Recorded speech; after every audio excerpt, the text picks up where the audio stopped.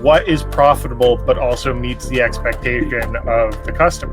Right. So if your goal is you're not willing to cut back on your expectation as a seller, like if you only want to do deep engraves, for example, that's fine, but maybe you can work the design as such that maybe it's like a line design and you're not engraving half the coin away.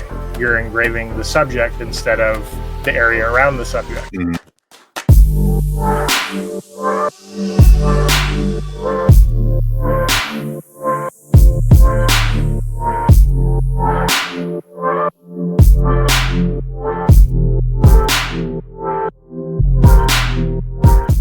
What's up, everybody? Welcome to the Laser Source Podcast, the number one podcast. If you love green screens, Anthony's here.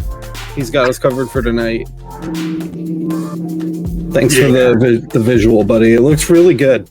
Technical difficulties abound this evening. I can tell you did a lot of work. You know, it's like the stonework is in. You got the wood laid out. It's looking great. Thank you, sir. Yeah. So welcome. I could put anything in after this, actually. This is probably the best video recording ever. You're going to be surrounded by a lot of really nice people. Yes. You just want to be, they're going to be wanting to give you stuff. Definitely not dicks.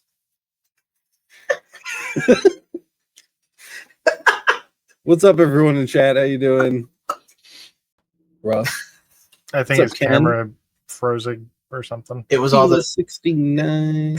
it's all Mark this green screen. Cooper. Yeah, it was all the dicks. You said it. I'm just calling them as I see them. And that's what you're going to be seeing on the edit. So, what's up, guys? It's your favorite laser podcast ever. Oh. Something like that. All right. They just heard what Anthony was going to have on his computer today, and they checked out. They're like, no. Like, I love how tonight is like the night to talk about some like coins and stuff. And like our coin guy just died. I was genuinely excited to actually have my camera on tonight because I moved my desk upstairs into the light. So like now my living room is my backdrop instead of the dungeon, and it looked really nice. Yep. The real problem is the battery on my camera is dead, and the USB for USB streaming isn't supplying enough power to keep it charged long enough to keep it on. So Yeah. He literally came on for like 30 seconds before the broadcast and was like, awesome, it's work. Like, nah, right. that's true. Oh, hey, look! Oh, is this guy? Anthony went outside where the signal is better. Nice. Expert bricklayer here. He just couldn't leave it. He knew he was in trouble if he left. No, my camera froze and like I had to reboot. So No, where are sorry. your bricks here? You got your brick. Look.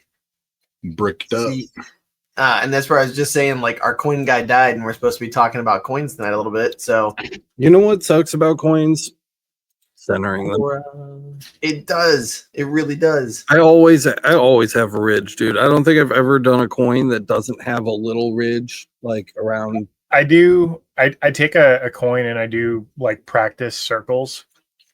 And once I get it perfectly lined up with a fixture, I never want to move it again. It just stays there. Yeah. I suppose if you're gonna do it all the time, like I'd have like a coin laser. Do you know what I actually do, though? That's been pretty useful is I get an X and a Y position when I have the diameter of the coins, and I literally get it to the third integer, like 17.357. And I do the same thing for Y. And wherever that is like, I literally take a picture of it, and I'm like, okay, that's where my jig goes. And I know that if I put it there, that same coin is going to be aligned correctly. I guess. I think Mike in the chat has kind of a good idea with the 3D printed one. Like if I did one, I would do one with the screws. Oh, yeah. Would have such a tight tolerance, like because I think the main thing with the fences that come with the lasers and stuff is they like wiggle. Like there's always like you can tighten it down to the left or to the right or north or south or whatever. There's always like a little play, so you don't. Yeah. If I do a coin and then I do another one a month later, I don't remember where the play was the last time I tightened it down, and that matters. But that's where I put a note in my file for when I do a coin. So like, see, this is. Like, so I don't even know if it's going to catch it because I don't have the light. Oh, There you go. Yeah. So this is a coin that I just did. I had to do 18 of them. and you can see the little lip. I agree with Alex. I always like a little lip around the edges there. And so this is like a really, I mean, that's like a dark coin. But when it zaps, like this is what the customer wanted. I showed them 2 different Z marks that I do. And so this is the one with the crosshatch. That's a little bit darker. And it almost looks like ink. Like you can kind of see a little bit of a Yeah, it does have like an inky. You're practicing your diligence. Yeah. And this is actually going to be for a young man who's turning 13. They have like a cool get together for them where they basically impart wisdom and give gifts to the kid, and it's kind of like a it's just like it's really cool. So all the family members who are in this family that I've known for, I guess, like 25 years. That's all their kids and their cousins and all that kind of stuff are getting one of these coins. So I have 18 of them. And then tonight, while we were doing the show, I was going to do the back. So these aren't actually coins. These are actually just like, you guys can see. I mean, they're literally just like cut. Yeah. So yeah, they're just pieces of steel. And what's funny is I showed him these really nice pieces of steel. I showed him the coins that had like the milled edges and all that kind of stuff. And he wanted the things that had been cut out with a CNC and kind of just buffed and cleaned up, because he wanted to show the fact that like we're not always cut the same and everybody's a little rough around the edges, but the whole thing is through diligence, faith, wisdom, courage, and intelligence, you become the polished edge. And I was like, ooh, that's fancy. He's a smart guy. So anyways, kind of neat that I get to be a part of that. And then on the back tonight, I'm just going to be zapping their family motto. So that's what I'm working on. I had the website up just in case we needed to talk about it today. This is my business website, not the Laser Everything website, but it does have the good example on it of like, I'm talking about like, this is perfect over here. And then you see this come in right here. Mm-hmm. Do you see that? Like that really bothers me. You know what I'm talking about? Yeah. I found if you go like 37.2 millimeters on a 40 millimeter coin, you usually will have a little bit of overlap. And then I'll take some of my black tape and press it down on the coin and cut it right around the edge, and then run my fingernail or something else in the lip of the coin, and then run like just a circle until like it fills up that inside, because you can see where the edge of that face of the coin is, where it ends. You want a little bit of overlap, and then you'll hit it 95% of the time. That sounds like a really good idea. I'm actually going to try that. Like I wish I was at the shop. I would do it now. Or even permanent marker. You don't have to have the tape, but I mean, I use the tape for everything. But a permanent marker, you color the face and just run like 5% power and 50 kilohertz, or depending on what your laser is. But I saw that in chat. Yeah, it'll blade away the ink, and you'll have a good idea of where you're at. Yeah. This was one of the nicest ones. This was when Kyle and I were talking about doing the Laser Everything coins, which I still want to do. This is the prototype coin. Yeah, you can see the serial on it, 001. It was the first one I ever did. And I actually ran this one through the tumbler with the green pyramids, and it gave it like a really nice finish. It's got kind of like a stone washed finish, which is kind of nice. I do like the way it came out. Yeah, and then just reading what people are saying in chat, basically what you said, Anthony knows about the trick for alignment with the black tape and the pre-marking. And then Mike C had mentioned 3D printed pictures that drop into the pins for alignment. That's pretty dope. Yeah. And that's what I want to do too. Like I was showing these last week that I made these with the 3D printer, and they're literally just little, 90-degree, like just pop them in. I want to do something like that with a coin where it just drops in on the 4 corners and just plops in, Gearant has this killer one that's like it's like a block with the center milled out, and it has 2 screws that are threaded, and then you put the coin inside of it and tighten the screws down, and then that way you get like a perfect flip, whether you want to do like this way or that way. You can get a perfect flip without having to worry about reorienting that. His is really nice. It's like perfectly machined. It's a really nice unit. I don't know where he got it from. Let's see. And Rivera said 0.4 millimeter for each is perfect clearance for a fixture. If you do a coin, you make the circle 3D printed fixture like 0.8 millimeters larger. So a lot of good stuff in here. And like, to me, the reason I'm the one who was saying let's talk about coins, because I was going to engrave them while the show was going on. But my thought was, in case you guys are wondering, Q4 is here. Like, obviously we're there, like we've been there. But kind of talking about like the ongoing. Yeah, exactly. The ongoing stuff, but also we just released a video this week. Yesterday, there it is right there.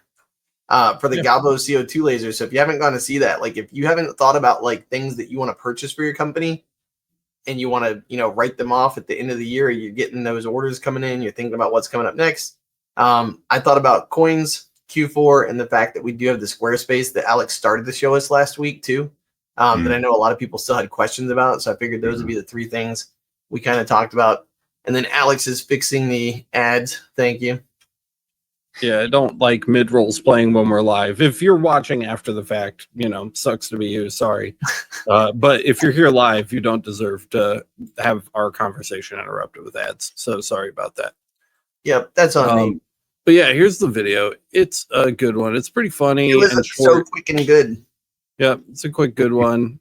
There's Matt. I eat tumblers like you for breakfast. You can do some You eat tumblers for breakfast? It's kind of memey. But you should go watch it if you haven't. Did you guys get this? I think the K40 on purpose to just be like the size of a human. The Gallimimus that's sitting there is whatever. Yeah, I thought that was going to be funny. Also, I'm really impressed with this graphic that I made. I like that. It's very pleasing and it's on screen for like 2 seconds. But man, I love the way this graphic came out. It's really good. That's also literally something you should have up all the time. If you guys haven't seen this one or you didn't know what was going on here, I was just trying to convey that like the full wrap, you need a rotary, right? This is about what you can get without it. I've seen people stretch it to like the 50% mark, but it doesn't look very good. I really think that you're kind of stuck to this portion. It's about a third of the cup, I'd say. I find when you stretch it beyond that, even if you do it successfully, you end up engraving sideways, like under the powder coat. Yeah. And it ends up chipping off or burning out, and it doesn't look good. Yeah. Oh, I have a cup that actually happened to exactly what you're talking about. It's like if you were looking at it straight on, it looks fine, but then when you turn it, you see it's like it dug in, but it didn't actually engrave it off. Yeah, it's gross. Like trapezoidal stuff. I liked this one too with the yeah. Oh my god, my eyeballs. This was the explosive hazard, which I just kind of tucked under the fake tumbler, which was pretty good. I did a lot of graphics this episode. Did you like this? Yeah, I really like get any feedback from you guys because I thought that was a good illustration. Yeah. The only thing is, I feel like the tube should be coming from the back.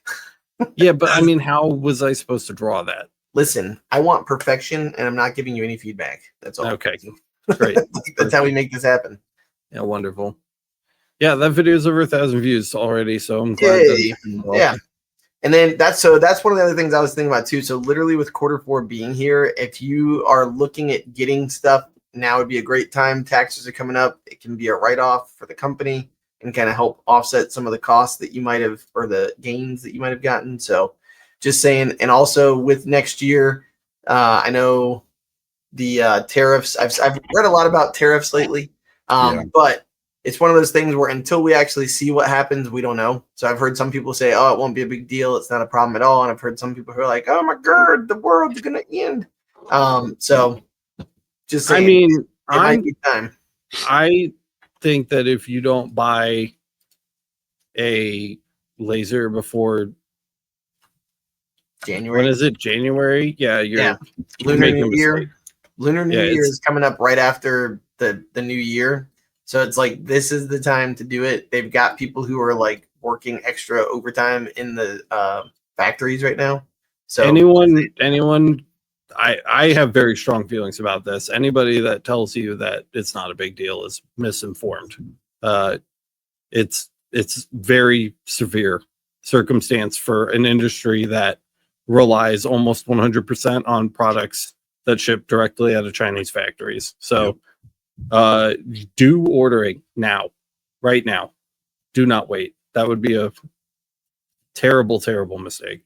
And I know if you tell, like I've got a Hayoshin, the one that's in the video. If you tell Pascal we sent you, I think you get a discount too. You just tell them it's like LY. I'll have to look up the thing, but you get a discount. So I think it's LEYT24. you are a smart man. Yep, Laser Everything, YouTube 24. Here's the other thing that I don't think any of us have probably thought about yet is if the tariffs and taxes for importing a machine go up, what do you think that's going to do to the machines that are here in the U.S.? They're also So like U.S. lasers.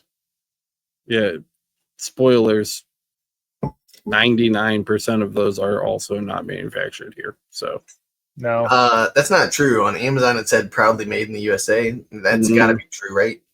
yeah, and it's might be a USA-based company. Sail lasers, light object lasers. I mean, even companies that are like very, very hoity-toity about American manufacturing, like laser, what is it? LMT, laser marking tech. Those are largely Chinese machines as well.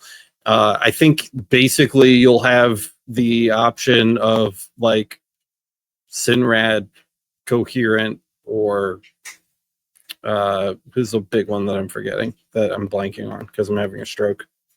The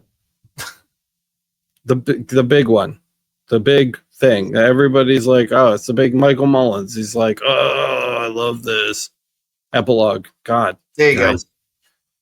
Fuck. Michael loves everything. Yeah, Eon is not US based. I mean, well, they have a US subsidiary. They're Laser USA, but they don't manufacture anything, resin. They're a subsidiary. They tune the machines. They might repair them or replace parts or adjust things. Laguna's all imported. It's not Epilogue, yes. Laguna, no. Yeah. Laguna Tools is 100% imported. It's kind of like, in case you guys don't know, a lot of these places are like car dealerships where like you're selling Toyotas. They're not made here, right? So the company is here where they're selling things from, but not the actual devices. Yeah. So it's like Nintendo of America, right? Like, I don't know if we're allowed to say that. It's the Nintendo. You also have San Antonio Laser. I mentioned Sale. Yeah. What's the one out of? I think it's Michigan. I mentioned LMT, but I don't know. I can't remember. Anyways, long story short, I think we all agree sooner is better. If you've been holding off, and this is where people were asking me, should we get like a UV laser first or a CO2 galvo first? As what I had somebody send me an email about the other day, actually.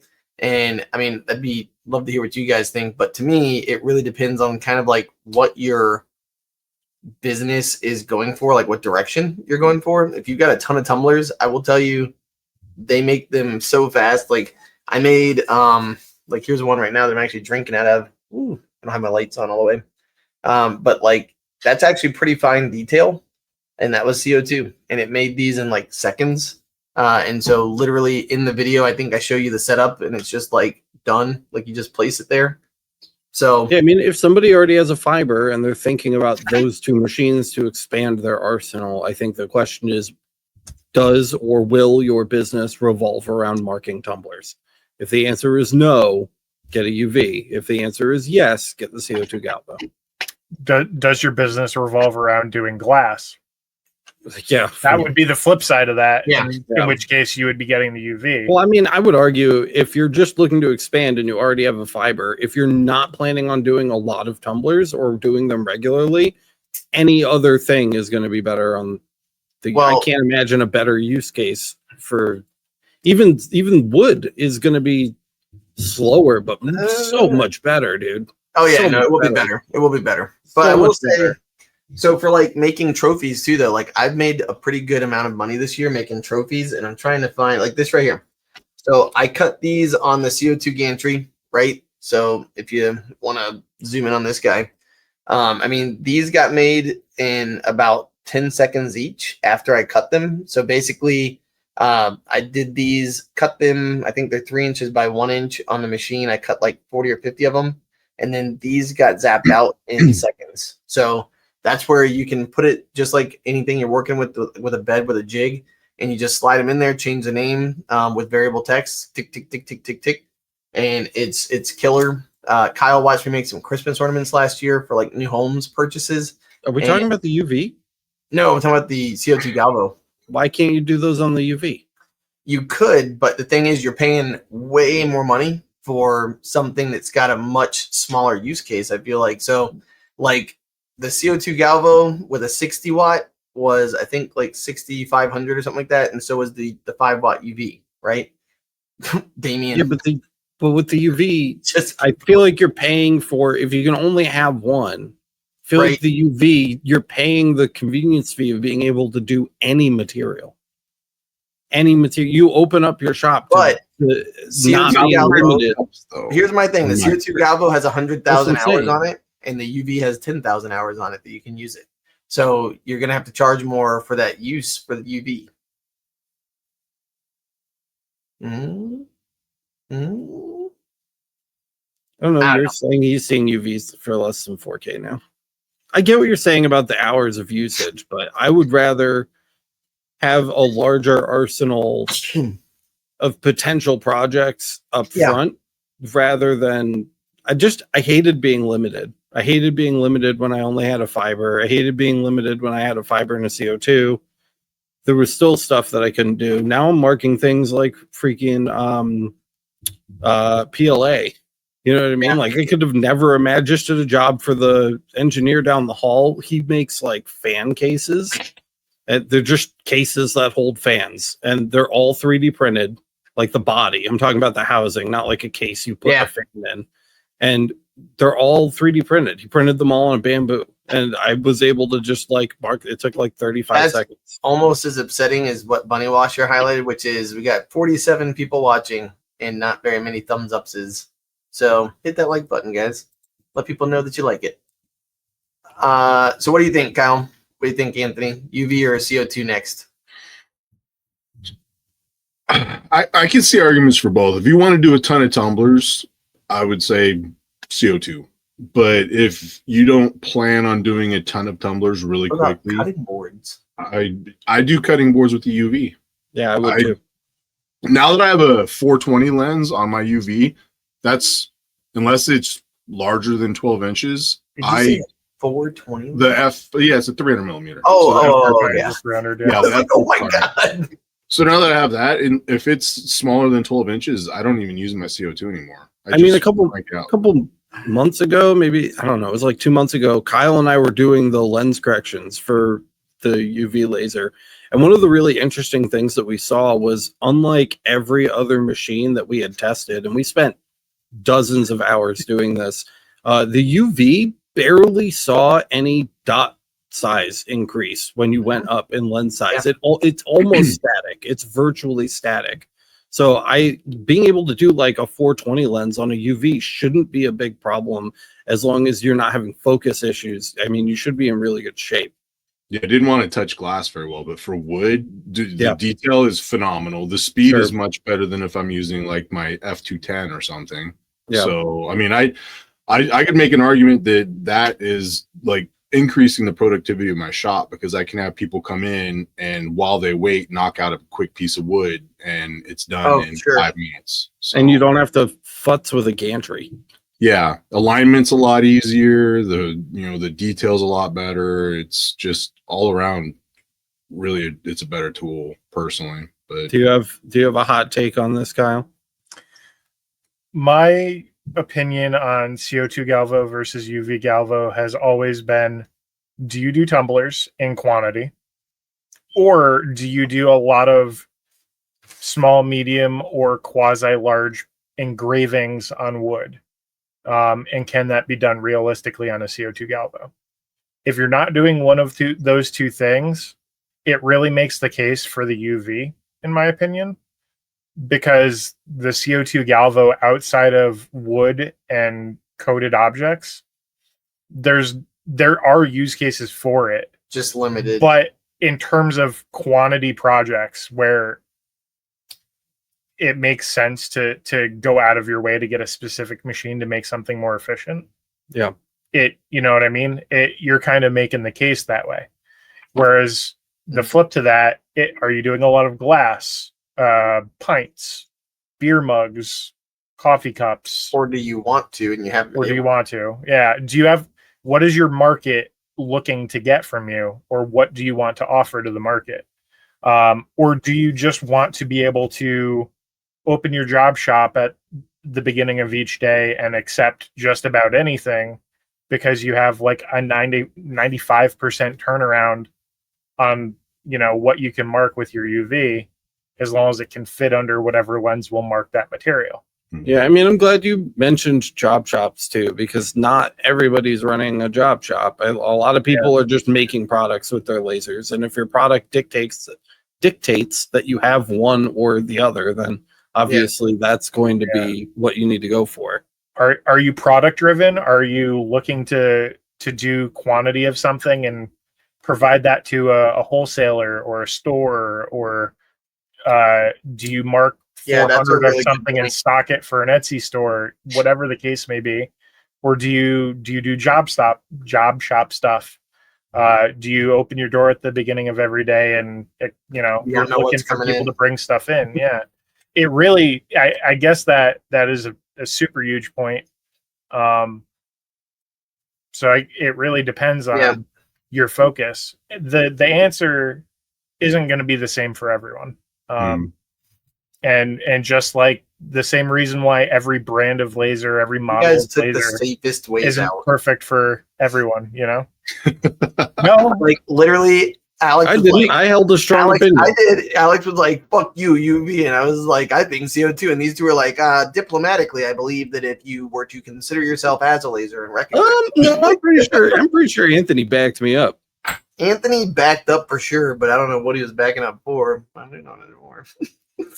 Oof. That's the best. Anthony's like, "I'm gonna stab you in the face with a rock." No, I agree with what you guys are saying for sure. The one thing I'll say too is if you decide to go UV, just be mindful that it's very different. Like it's not power, frequency, and all that kind of stuff that you're used to. It's going to be a whole nother animal. And while you can accept a lot of stuff, that doesn't mean you should, because you'll be able to mark everything, but then it's going to be because you don't know. And you guys know every material is different. Like stainless steel is not stainless steel is not stainless steel. So that's one of those things where like when they bring it in and they tell you what it is, and then you go to market and you're like, "Oh, I've got the setting on my UV."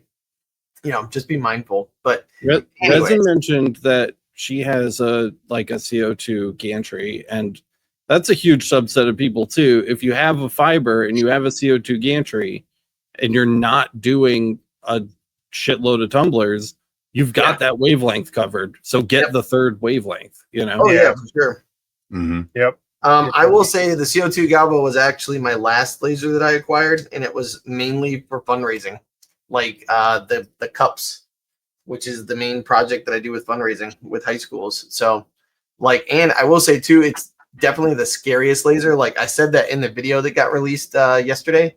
It is scary. Like I put my hand under there while the outline is going, and I'm like because it's like 60 watts, it's gonna get you. So anyways, just saying. The CO2 is definitely super scary for like burns, but I've also been blasted in the face with the UV, and that's that one's pretty scary too. Different scary. Yeah. Anyways, scary for a different organ. So if you guys have more questions about that, we can definitely talk about it. But what about coins? What's the deal? What's the deal with coins? Well, I just noticed Mickey Burr has been talking about this up there. Tails, pick a side and stick with it. No, right? Like on Discord, we have the month's entry. What's up, Mickey?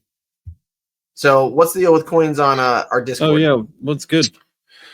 Coin challenge is still open until the end of November. We're doing like 90s pop culture this month. Oh, nice. So, we did like spooky, scary, kind of Halloweeny or whatever for October. I didn't want to say strict Halloween because I know some people, for whatever reasons, religious or otherwise, don't really celebrate or acknowledge Halloween. So we just went with like a spooky, scary theme. And a gentleman from Australia with, I think, his first entry won it, and it was like a significant win too, like by a large margin. So that was excellent. Check it out on the Discord under hashtag Coin Challenge. And this month is 90s pop culture, so you have until the end of November to take anything that you recall or can Google that was pop culture in the 90s.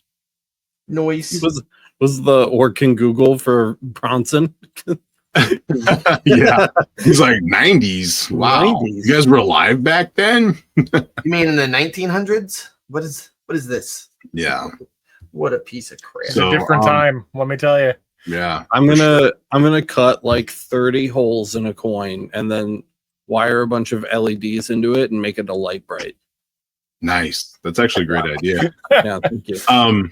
And yeah, it's not like specific to brass or stainless steel or anything like that. If you want to do a wooden coin because you have a diode and that's all you can do, then by all means, do all. It just has to be two-sided and flat and round, I guess. And We have a so museum here. It's called the Strong National Museum of Play. It is like the toy museum. Like we have the Rock and Roll Hall of Fame and the Baseball Hall of Fame. The Rochester has the Toy Hall of Fame, and they have a little train that the little kids can ride. And in order to get on the train, you need to hand them a wooden token. And I think I'm going to buy a token and steal it and try to mark one. Shouldn't say that out loud. I'm not going to do that. I think what you should do is just tell them that you'll make them cheaper. Like just Yeah, buy one and be true. like, hey, like I can make these for you. Hey, I know that all of your coins are covered in spit and vomit, and you chose wood for them, so they've all been just completely absorbed with those. So if you want some clean ones, I can make those. There you go. And then like let's talk about pricing too, because like so for example, if you guys haven't seen the Discord, like the ones that they make for the challenge coins are like super individualized and like one-offs, you know what I mean? Like, so what do you guys do for pricing on stuff like that versus like for me, I'm sitting here with 18 of these coins, right? Or circles, I guess technically, but like what do you guys think about pricing and stuff for coins?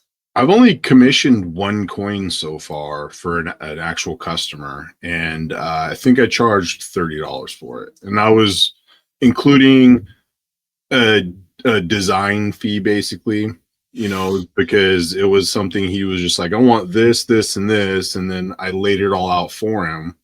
So that was included in the price, and then just the time. It was fairly simple. It wasn't really overly complicated, so. $30. You guys must be doing like surface marking on these coins.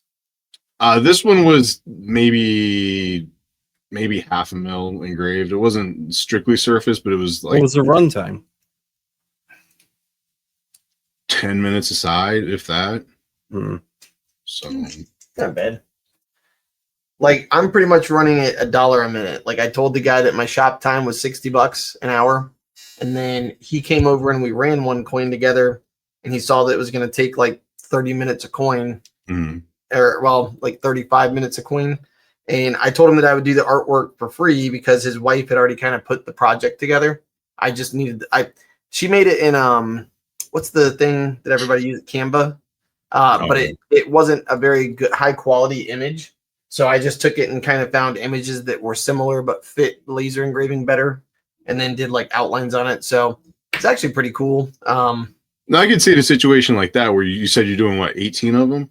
Yeah. So I just like told saying, him, hey, I'll waive the art fee for you. In my mind, for 18 coins, that's not a big deal at all. Yeah. Because you're So- making up for the quantity of it. So I think that's a good idea.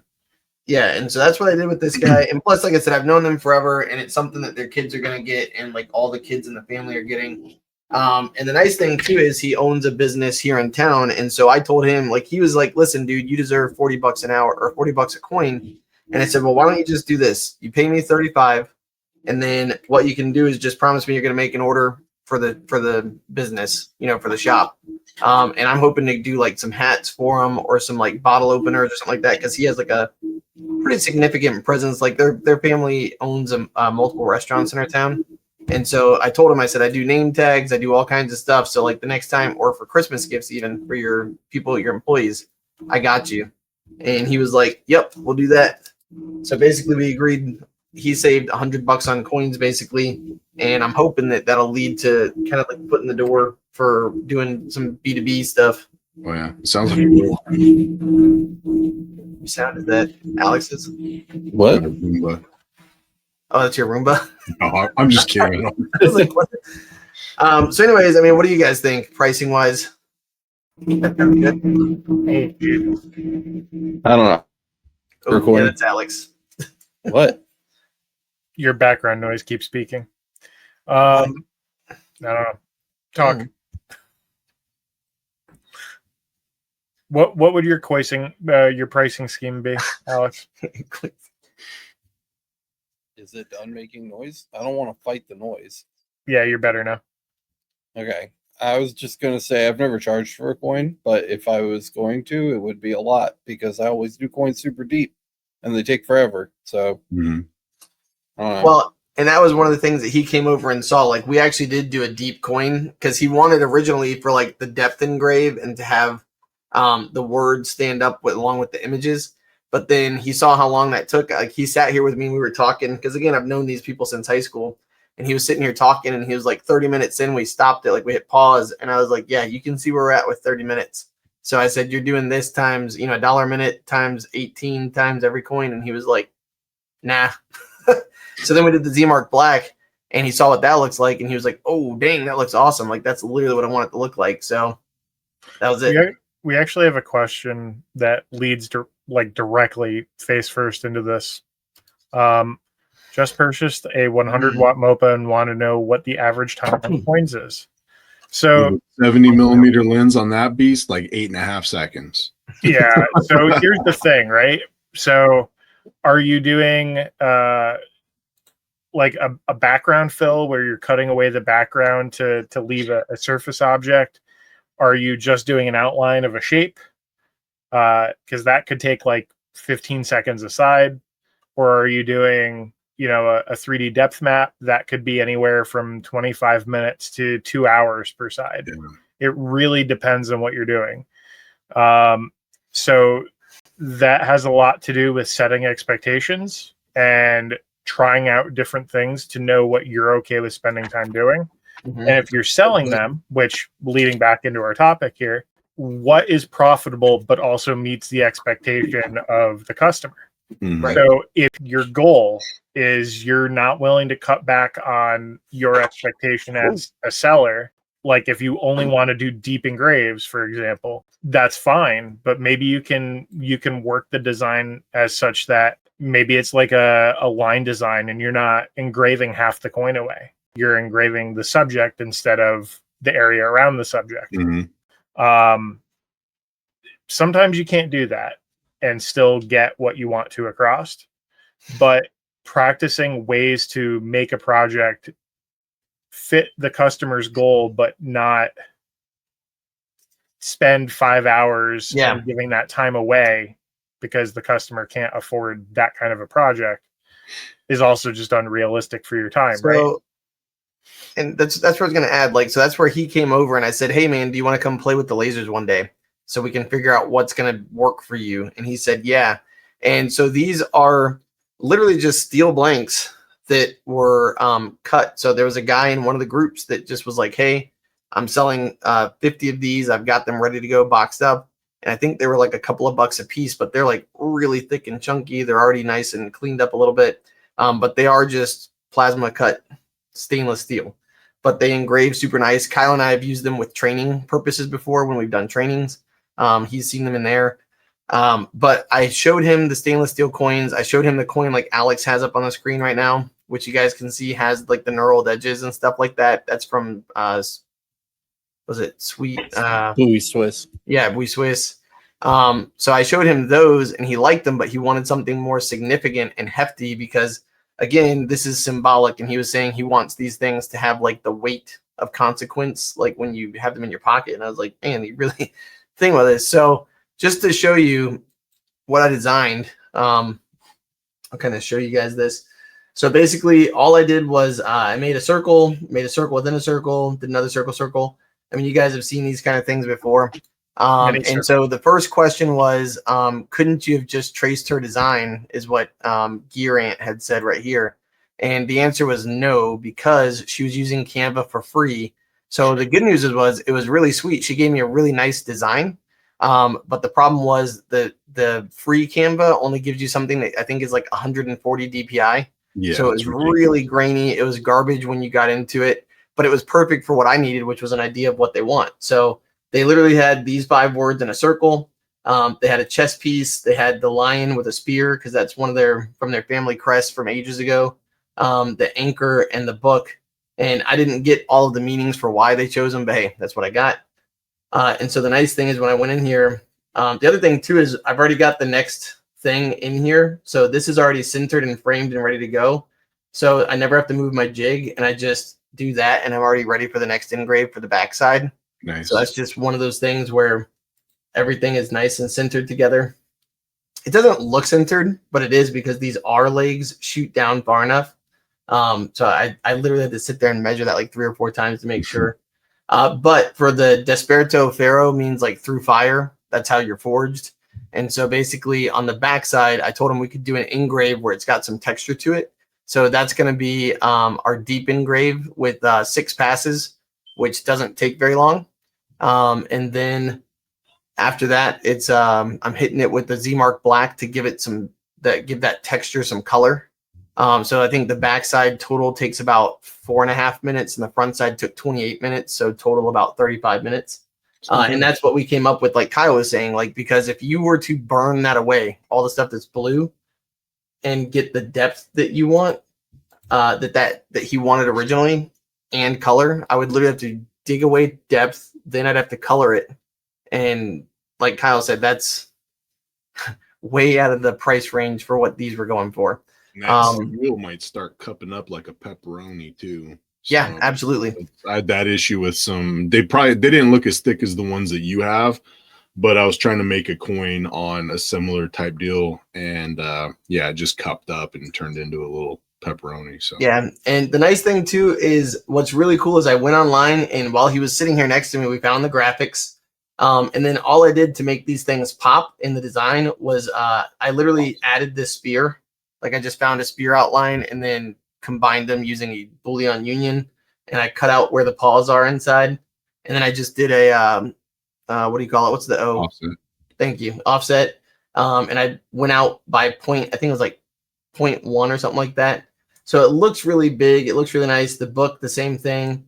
And then everything else just looks pretty solid. So when you go in, this is layers on layers on layers to make it look like this, but it's like maybe like 20 minutes worth of actual work, you know? So, but if it's something that takes you 45 minutes, you know, charge accordingly for your skill and your knowledge, right?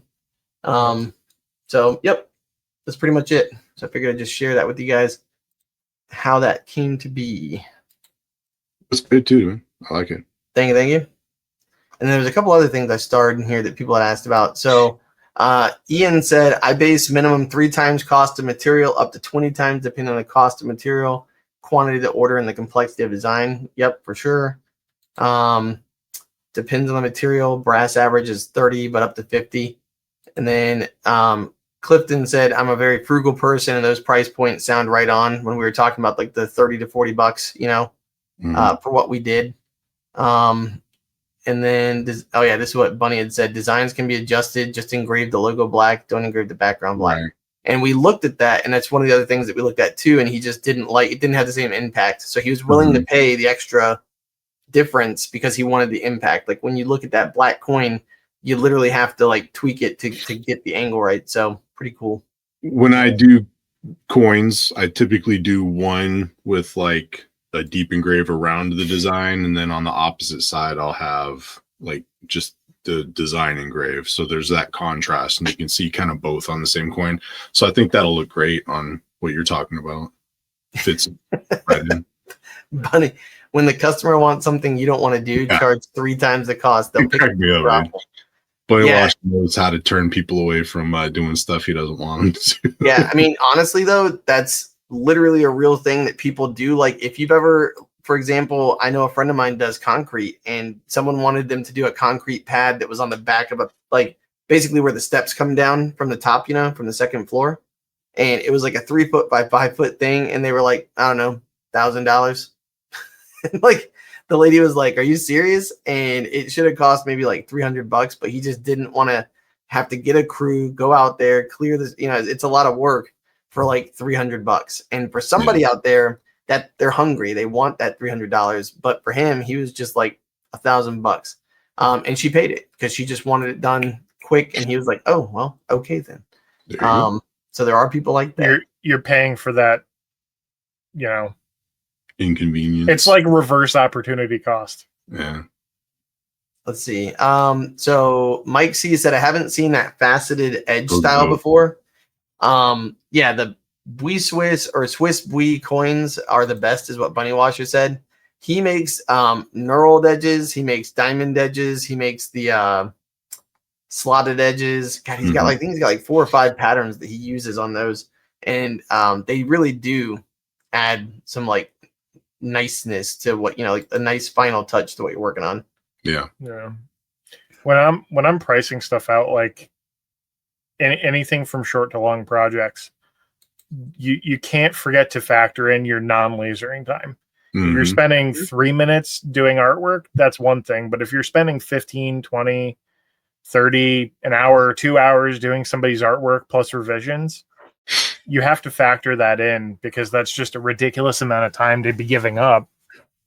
That's like a quarter of your workday just gone, right? Yeah. So and Swiss Bui coins are made in the USA. Like, he does actually import, like he gets the material here and his machine is here, and I think he's in Michigan. He's in Michigan. He's down by Boyce.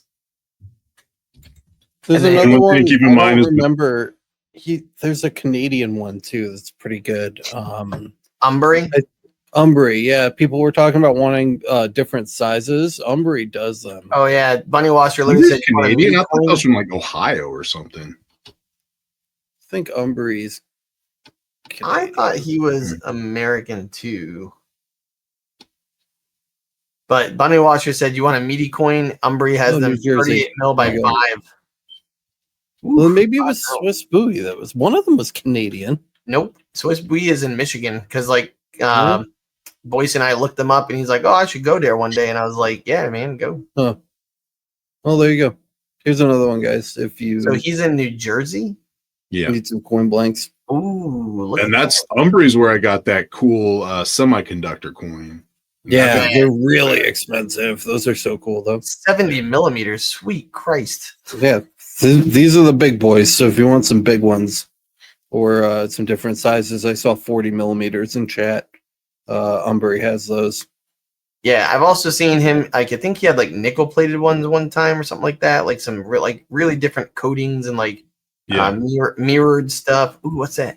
Titanium. That's the semiconductor. Yeah, I want one of those. Ones. Yeah, there's the niobium disc. There's all kinds of wild stuff on here, guys. Umbry's New Jersey, and then Gear Ant said, "What about the guy from England?" I don't know. Oh, Limitless Solutions. Yeah. Oh, I've seen him before. Yeah. Yeah, he's on the Discord. He does a lot of brass, doesn't he? A lot of brass. Yeah, he does like brass knuckles. Your mic's doing it again. Alex's mic is next to a fiber laser. What's that? Oh, those look dope. $5 for titanium. Yeah, you can get some pretty sweet colors for titanium. Yeah, the titanium coins are nice. I've ordered those from Umbry a couple of times. Oh, look at that. A coin slab base. That would be really nice for these coins that I've got right now. 10-pack for $14. What? I feel like you could do a really nice like plate. Like an end plate. Yeah. Up too. Absolutely. Dude, those are sick. I wish I would have known about that, because that would be a great way to hand out these coins. Dude, you could probably go to all kinds of shit going on. Look at this. You can go to JP Plus and get some row mark to cut out and stick in that. Damn. Slot. Look at that. That's true. Who's JP Plus, Alex? JP Plus is our sponsor. They don't machine stuff, but they have a lot of really cool things.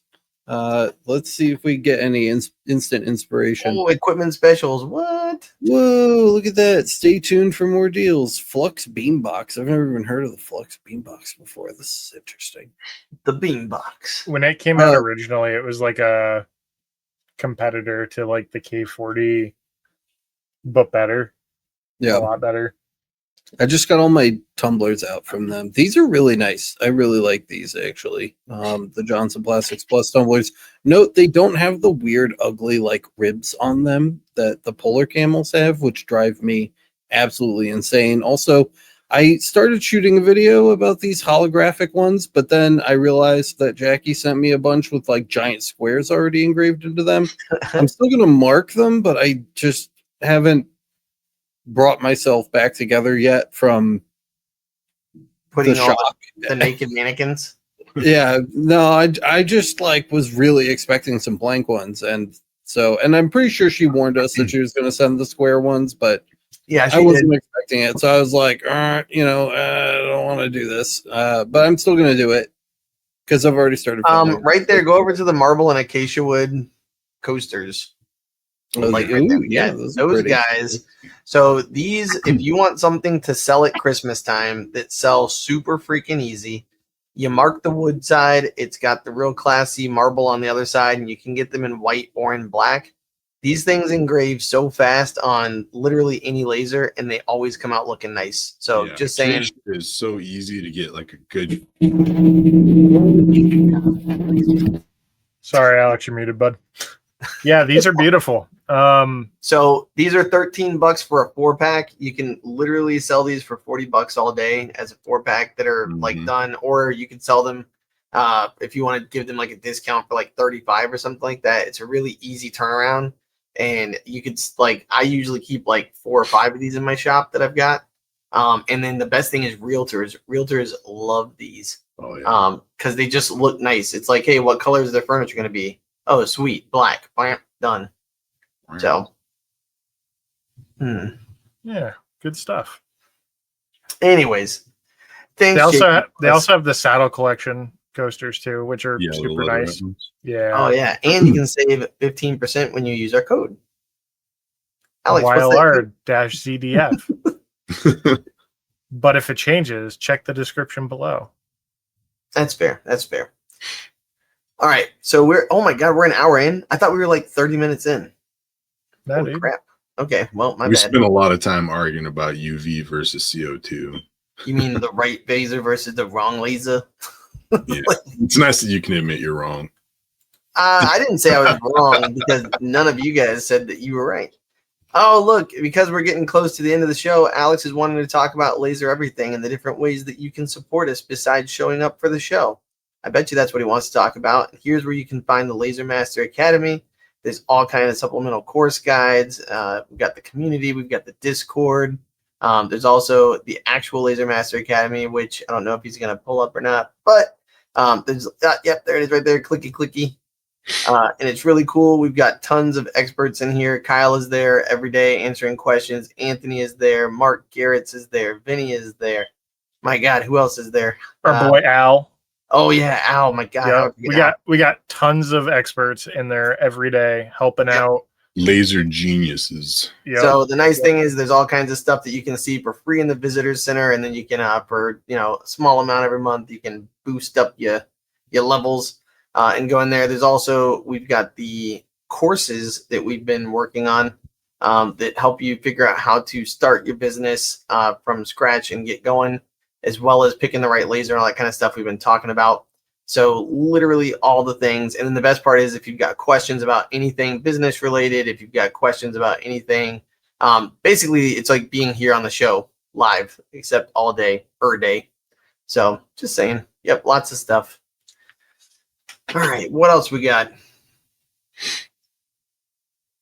Yeah. Smash that like button, get subscribed, hit the bell icon so you get notified.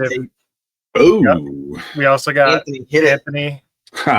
Yeah, so this is a tape that I brought in because I tried some out and fell in love with it. You can get it in 50 millimeter widths or 100 millimeter widths. It's great for all 4 wavelengths. It's good with fiber, UV, CO2, and diode. There's no way to go wrong with it. You can do a light mark on it to kind of like set up an alignment and everything like that for your projects. If you have something that's a one-off, one-of-a-kind item, and you want to see how something's going to look on it, you can mark on the tape and give the customer a good idea of what's going on there. So, and there's my ugly mug on my YouTube channel. I haven't put anything out here too much recently, but I do have some stuff coming up soon. I have a little bit of rotary stuff. This was just touching up on an accidental annealing I did on a tumbler. So I was just trying to use a little bit of polish to get rid of that light anneal, and it worked pretty well. But if you're too aggressive, you'll get rid of the brushing on the stainless steel and make your engraving look weird. So yeah, I've done that. Be gentle. Little cuts. All right. And then let's see. At the very bottom here, Cubing just asked if we could pretty please answer his question about pricing, but I did not see it. So if you can copy and paste it, man, you got like 2 minutes left. Cubing. All right. And then what else we got? Now we're just watching the show live. Okay. Hey. Here we go. I got a chance to work with a martial arts place and engrave 1,270 plates that are 3x1. I asked $1.50 per engraving. They thought it was too high, and I ended up doing something else. Did I charge too much?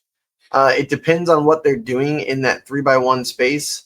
Would be my thing. But if it's 1,270 plates, I'd probably be at $1. Like if it's just a name or something. Like so, really, it depends on kind of what you're looking for, buddy. I mean, what do you guys think? In my opinion, can you mark like 100 of them at a time in your CO2 gantry? If they're brass, You said just text. Yeah. Oh, they're So- brass. Well, that's Yeah. what I'm It just wondering. says So plates. if you're looking for plates, yeah, I mean, if it's literally just the same thing over and over again, or if it was variable text, that's where you can kind of adjust that. But that's definitely considered a bulk order. And so if you were charging 150, maybe do 60% of that. Laura said she thought $1.50 was a great price for 3x1. Yeah, let them find it cheaper. I don't even know what the cost of material for that would be, and if they would be supplying it, or if you would. Yeah, that's fair. That's another factor to consider. yeah. Yeah, that's why I figure $1. So to me, like if $1.50 is what I'd charge on like a normal, like 50 or 60, I'm willing to give up 50 cents if I can just slide them through. Or the other thing is you build a jig that just rotates and like pops them through, It's like we have a video on that. Oh, it said first, second, third, so it's literally like the same thing over and over again. Oh, yeah. Times 3, so yeah, maybe closer to $1 would have been a little bit better for something like that. If it was names, I could see $1.50. Because or if it was a complex design where you're gonna have a lot of throwaway. Yeah.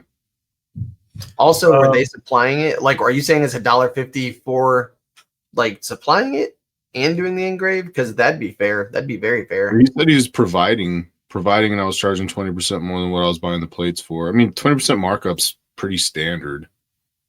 Yeah. The other thing is, Alex, can you pull up customengravingplates.com? So let Alex show you guys. This is a great guy. He's actually down the road from me in Florida, here over in Clearwater. We have a link to him on our site as well. Yeah. Super. So you're saying it was $1.50 per plate engraved? Because that that's seems fine. like a bargain. Yeah, I thought he was doing so. If real quick, click on the engraving plates on the left there, 90 cents. And then see his bulk rates right there. If you order over 1,000, you get them for 40% off. So you're literally getting those for like 45 cents. And so to me, $1.50. So you'd be getting like $1.05 for that. Yeah, to me, that's fine. That's exactly where you should have been. Then I agree with Laura. Because I mean, no. Look at that cost. 3x1, $1.95. So 10% would be 20 cents. So that'd be 20, 40, 60, 80, $1.20. And then you got to engrave them. Yeah. So yeah, you don't need to. Yeah, I think they were getting a steal. Yeah, so if you were able to do that for them, then $1.50 engraved with everything, yeah, you're basically, like Ian said, you're pretty much operating at a loss at that point. But the thing is, there's some companies somewhere that can do that, and that's where you just let them for sure. Yeah. So, yeah, then my apologies. I thought you were just saying $1.50 for the engrave. I was like, Yeah, that's a lot. that's what I thought too. But when he said he was supplying it, that really changes things. With adhesive backing too. My God, dude. Phew. Yeah, that's where I just say exactly what they said a minute ago, which is like, let them come back to you and just tell them, hey, no problem. That's just my operating cost. And you don't have to get your feelings hurt either. Like, that's just business. Sometimes they're going to be like that, because for them, that's what they want, but they might not understand. Kind of like Kyle was saying earlier, the person wants the coin this way, but then they don't realize what it takes. They don't want to pay the cost to get it to that point. Yeah. Yeah. Or I they agree. can't.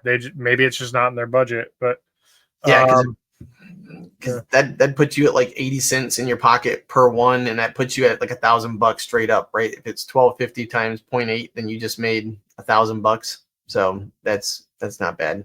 Everybody wins there. Anyways, all right. Anything else you guys want to share? Alex, you got anything to add? What's he looking at? Nope. All right. Well. All right. Well, in that case, thank you guys for joining and talking about coins. We talked about Q4. We'll definitely save Squarespace for maybe toward the end of the year. I think that'd be a good one for like next week. Are we doing a show next week, by the way, with Thanksgiving and everything being here?